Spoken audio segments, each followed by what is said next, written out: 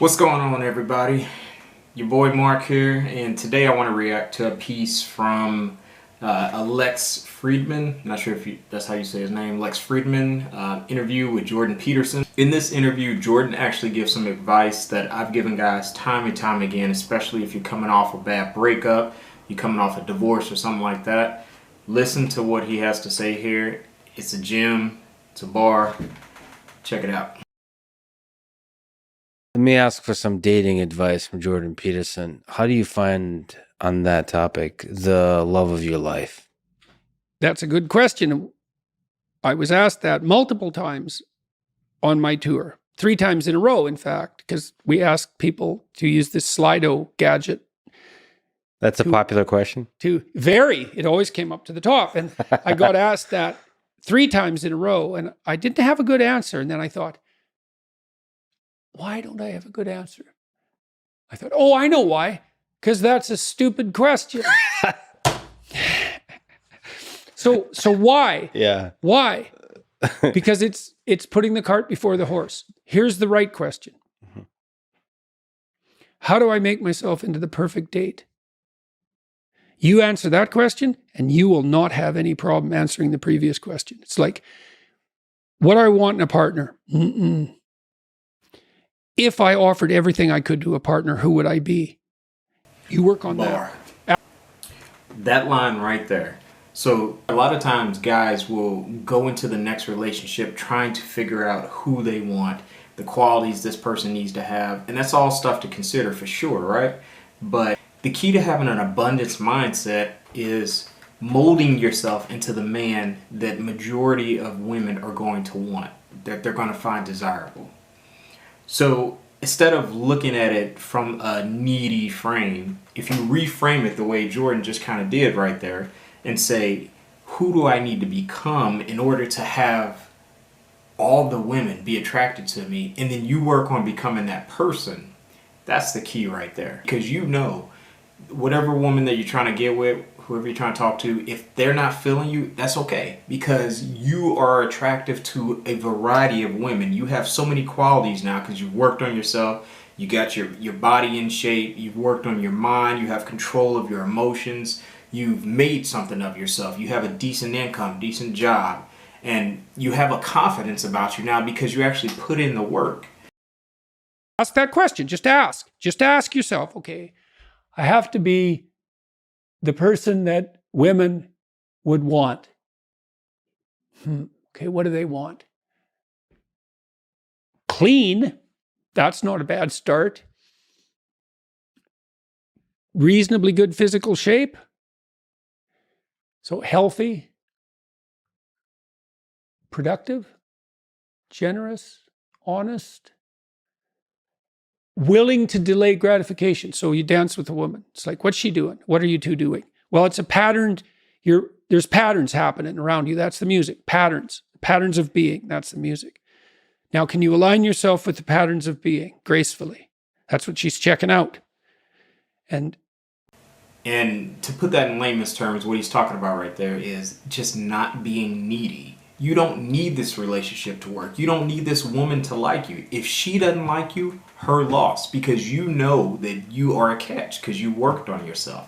That is the key. You go into any social interaction with that mindset, you can win. then can you do that with her?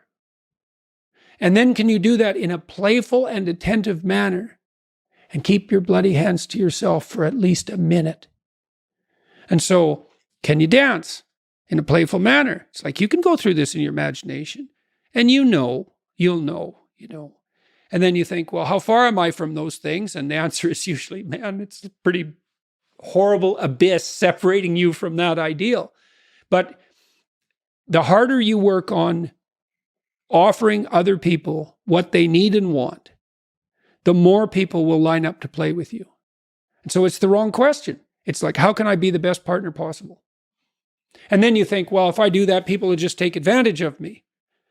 And that's the non-naive objection, right? Because the naive person thinks, well, I'll be good and everyone will treat me right. It's like the cynic says, no, I'll be good and someone will take me out. And then you think, well, what do you do about that objection? And the answer is, well, you factor that in. And that's why you're supposed to be, what is it? As soft as a dove and as wise as a serpent. It's like, I know you're full of snakes.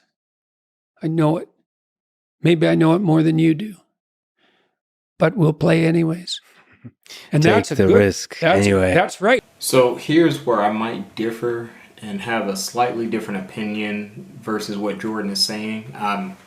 I think it's very important to learn and understand what makes a woman tick. It's very important to understand their psychology and to shift the odds in your favor when you get into those interactions with women.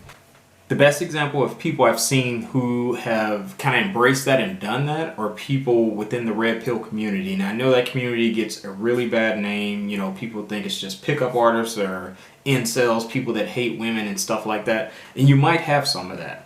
But I think if you can find the middle ground and abstract some of the valuable lessons that they actually are teaching in that community, making yourself into a high value man and understanding what it is that a woman actually desires, what makes her tick.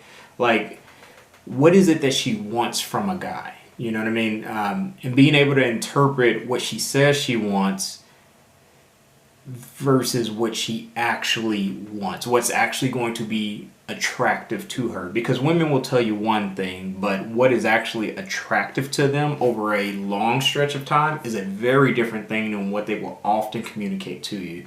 Voluntarily, right? It's like, and what's so cool about that is that even though the person you're dealing with is full of snakes, if you offer your hand in trust and it's real, you will evoke the best in them.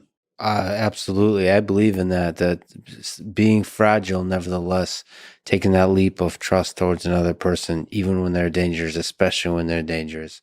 If you care, if there's something there in those hills you want to find, then that's probably the only way you're going to find it is taking that risk. All right, guys, so that's the clip. You shouldn't blindly get into relationships, and you shouldn't assume that people have your best interests at heart. But all you can really do, because you don't know in the end, all you can really do is prepare yourself. And the best way to prepare yourself as a man is to build your value up so that you are not so attached to the outcome should it not work out in your favor. You know you can move on, you're highly desired, and you can move on to the next relationship, next person, and you have a lot of people to choose from.